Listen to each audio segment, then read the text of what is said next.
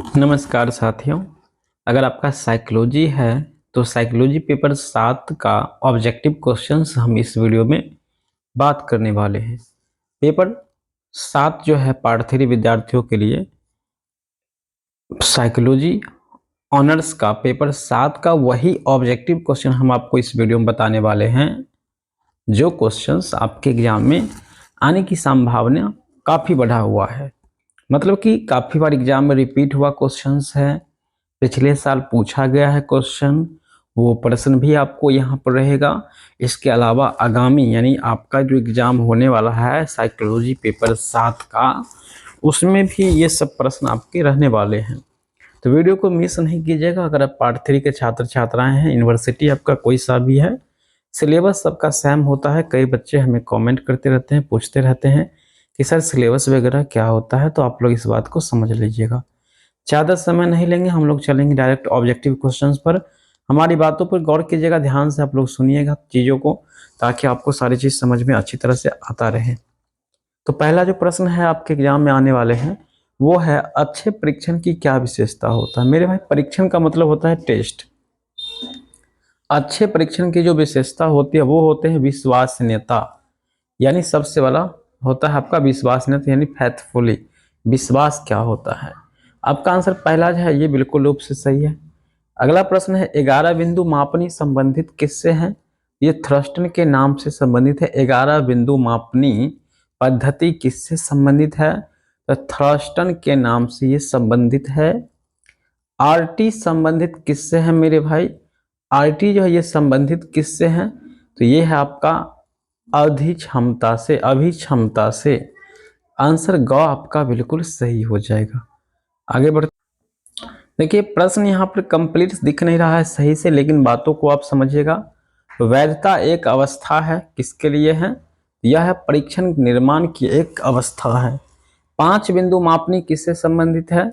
यह है लिकर्ट के नाम से संबंधित है। आंसर गॉच है, ये आपका बिल्कुल रूप से सही है। अगला है, निम्नलिखित में कौन व्यक्तित्व मापनी है मेरे सर?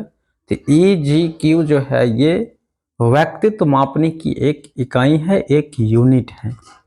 7 नंबर प्रश्न है, परीक्षण विश्वसनीयता का तात्पर्य क्या है?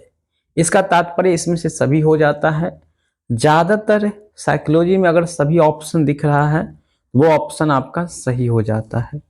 उद्देश्यपूर्ण प्रतिचयन आधारित होता है। ये आधारित किस पर होता है? असंभाविता सिद्धांत पर। असंभाविता सिद्धांत क्या होता है? जो बातें असंभव यानी नहीं होने वाला होता है उसी को हम लोग कहते हैं असंभाविता सिद्धांत। आगे चलते हैं। 9 नंबर प्रश्न है आपके सामने, एकांश एकांश एकांश विश्लेषण एक अवस्था है, किसकी अवस्था है? परीक्षण निर्माण करने की एक अवस्था है एकांश विश्लेषण। 10 नंबर है, विरोधी परिणाम एक स्रोत है। ये स्रोत है समस्या का, यानी प्रॉब्लम्स का एक परिणाम है समस्या। चलिए, यानी प्रॉब्लम परिणाम का एक प्रॉब्लम समस्या है, ठीक है ना, एक स्रोत है। सही प्रतिनिधित्व एक विशेषता है, किसकी विशेषता है? तो प्रतिदर्श का। प्रतिदर्श का मतलब जो प्रदर्शन करने वाले व्यक्ति होते हैं वो प्रतिदर्श कहलाते हैं। अगला है, TAT संबंधित किससे है?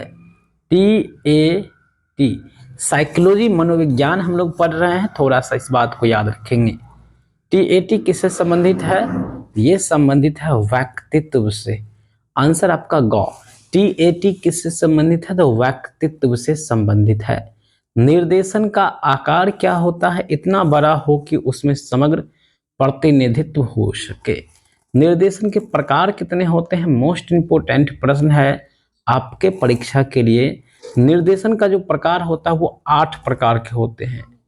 जो निर्देशन का जो टाइप्स होता है वो होता है 8 टाइप्स होता है। निम्नलिखित में से कौन एक अच्छी परिकल्पना का सबसे आवश्यक मापदंड है? वो है परिकल्पना को अनुभाविक रूप से सत्यापित होनी चाहिए। मेरे भाई याद रखिएगा आप लोग, जो क्वेश्चंस का आंसर काफी बड़ा होगा और उस प्रश्न का आंसर आपको समझ में नहीं आ रहा है तो साइकोलॉजी जैसे विषय में आप सबसे बड़ा ऑप्शन पर भरोसा कर सकते हैं। 49 नंबर प्रश्न है, निम्नलिखित में से कौन असंभवता प्रतिचयन पर आधारित नहीं है। प्रश्न निगेटिव है तो कोटा प्रतिदर्श यहाँ पर आंसर हो जाएगा, कोटा प्रतिदर्श। प्रयोगात्मक शोध का मौलिक गुण क्या होता है, नियंत्रण। VVI प्रश्न है, याद रखेंगे।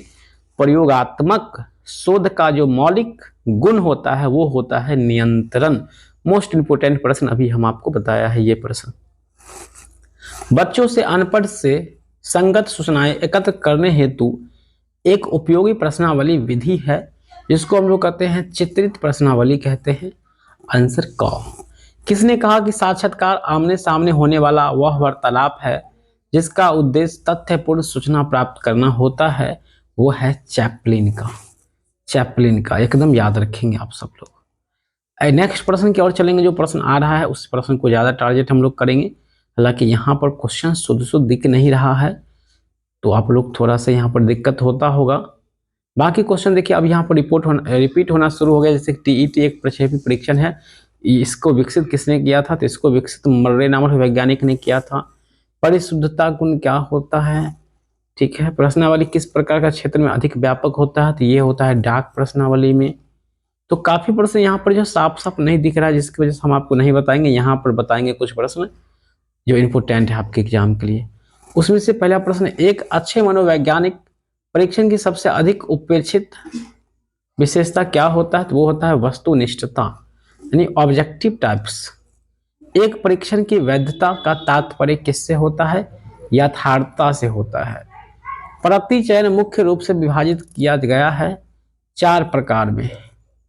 आगे चलेंगे। नेक्स्ट क्वेश्चन है 74 नंबर, काफी महत्वपूर्ण है। लीमैन ने मानक को विभाजित किया था 5 प्रकारों में विभाजित किया था। ख आंसर आपका बिल्कुल रूप से सही है। जैड प्राप्तांक की गणना के लिए सूत्र क्या होता है, यहां पर x - m/SD जेड प्राप्तांक को प्राप्त करने के लिए।